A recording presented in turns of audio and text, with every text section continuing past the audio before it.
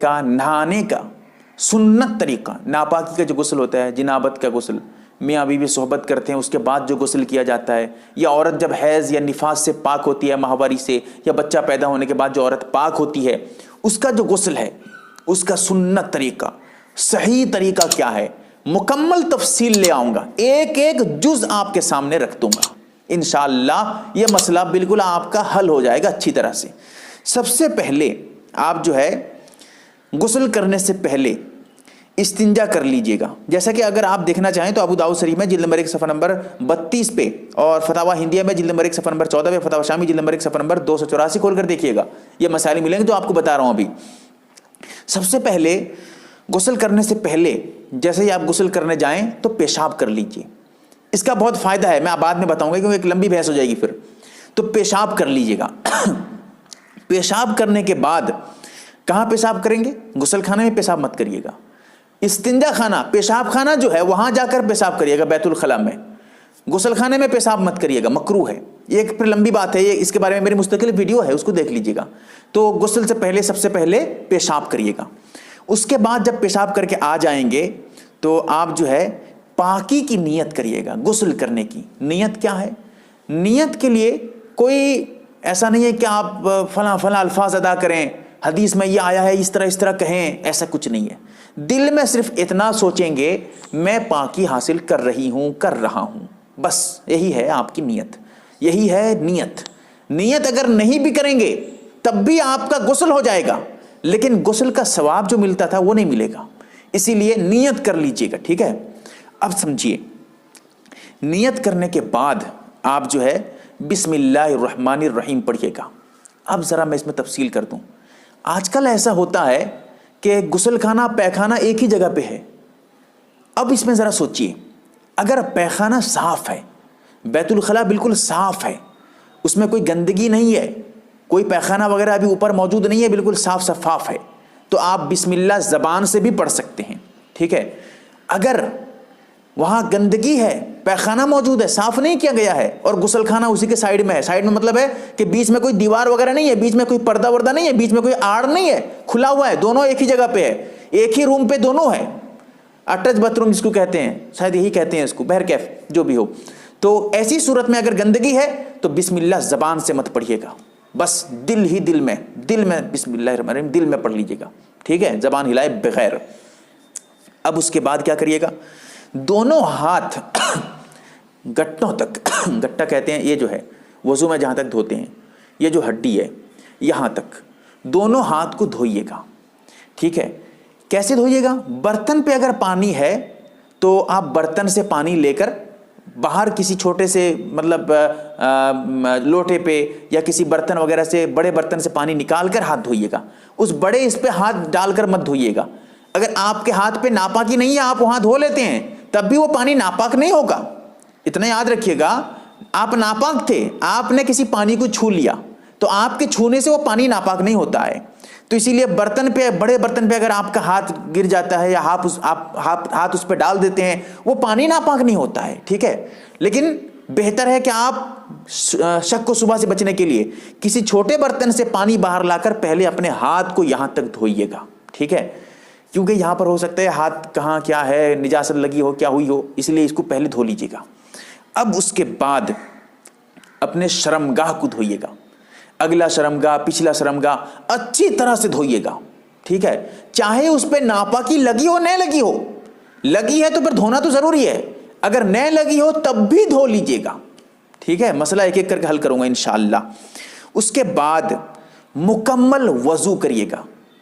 وضو میں اگر دعا کی بات آ جائے گی تو پھر دعا وہی کر سکتے ہیں، اگر ناپاکی وہاں گندگی موجود ہے سائڈ میں تو آپ دعا مت پڑھیے گا، اور اگر گندگی نہیں ہے، صاف ہے، یا پھر صرف اور صرف غسل خانہ ہے جہاں غسل کر رہے ہیں، کوئی وہاں سائڈ میں پیخانہ وغیرہ نہیں ہے بغیر پردے کے، تو ایسی صورت میں آپ دعا بھی، وضو کی دعا جو ہے وہ بھی پڑھ سکتے ہیں۔ غسل کے لیے الگ سے کوئی دعا نہیں ہے، غسل کے لیے فلاں فلاں دعا، یا غسل سے پہلے پانی کو کچھ پڑھ کے دم کر کے پانی پہ ڈالنا، یا کلمہ پڑھنا، یہ سب کچھ نہیں ہے، سب غلط باتیں ہیں بھائی۔ غسل کے لیے کوئی الگ سے دعا نہیں ہے، غسل سے کچھ پہلے پڑھنے کی کوئی دعا ہو ایسی کچھ نہیں ہے، غسل کا جو پانی ہے اس میں پڑھ کر کوئی دم کرنا، کلمہ وغیرہ پڑھنا، سب غلط ہے، کچھ نہیں ہے بھائی، ٹھیک ہے؟ تو اب جو ہے آپ مکمل وضو کریے گا۔ وضو کرنے میں کلی بالکل اچھی طرح سے کریے گا، بہت اچھی طرح سے پابندی کے ساتھ کلی کریے گا. اور اس کے بعد ناک میں پانی جو ڈالیے گا وہ بھی اچھی طرح سے، تاکہ نرم ہڈی تک پہنچ جائے. کلی میں اگر ہو سکے تو گرگرا، جو پانی لے کر گرگرا کرتے ہیں، غرارہ بھی کہا جاتا ہے اس کو، یہ بھی کریے گا. ٹھیک ہے، یہ ضروری نہیں ہے لیکن کر لینا چاہیے. تو یہ دونوں جو ہے میں آگے بتاؤں گا کیا فائدہ ہے اس کا. رہا وضو مکمل کریے گا، پیر دھونے کی بات ہے، اس میں ذرا تفصیل ہے. وہ کیا ہے؟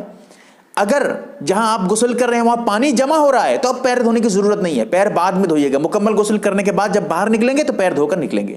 اور اگر پانی جمع نہیں ہو رہا ہے، آج کل ہوتا بھی یہی ہے کہ نالی بنی رہتی ہے، پانی چلا جاتا ہے، جمتا نہیں ہے، تو اس وقت پیر بھی دھو لیجیے، کوئی بات نہیں ہے. مکمل وضو میں پیر بھی دھو لیجیے گا.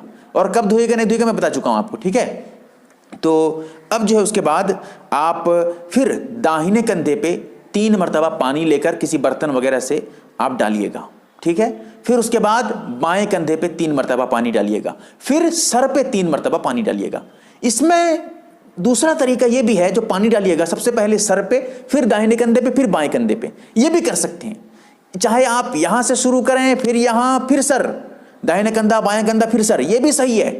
اور دوسرا پہلے سر پھر دائنا پھر بایاں، یہ بھی بالکل صحیح ہے. دونوں میں سے کسی پہ بھی آپ عمل کر سکتے ہیں.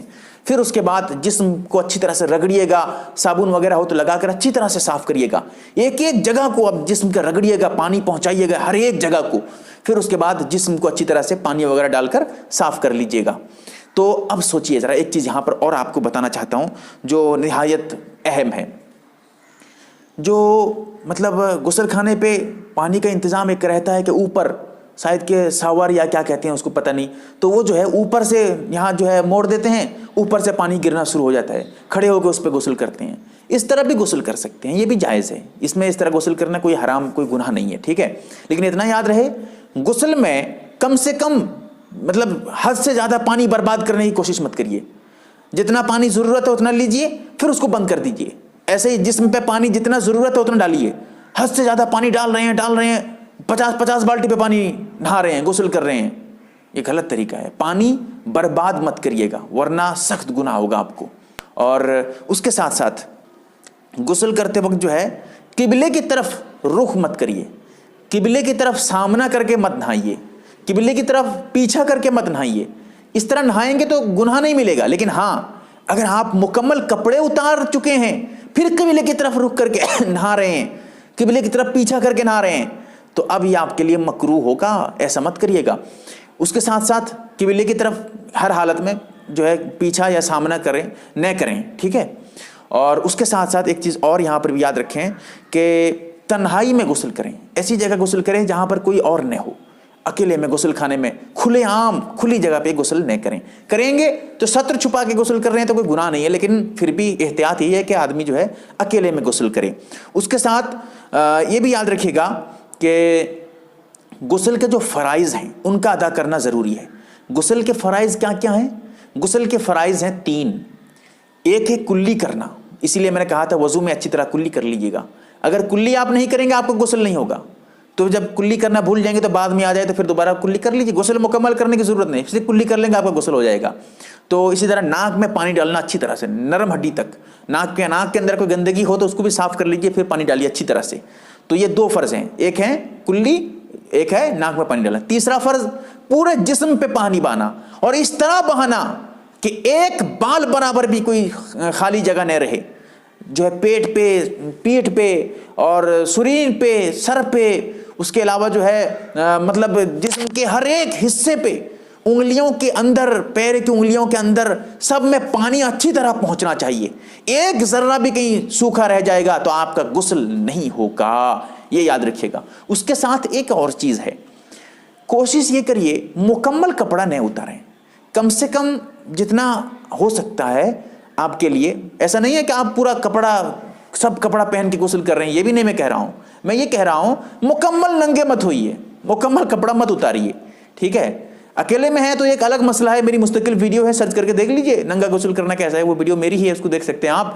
تو یہ بہتر کیا ہے، کم سے کم ستر چھپا کر نہائیں.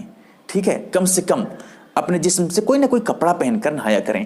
اکیلے میں اگر ہیں تب بھی اللہ سے دعا کریں، اللہ تعالیٰ صحیح سمجھ عطا فرمائے. میں نے مکمل تفصیل سے بتایا ہے، ہو سکتا ہے کہ ایسی ویڈیو پورے یوٹیوب پہ آپ کو نہیں ملی.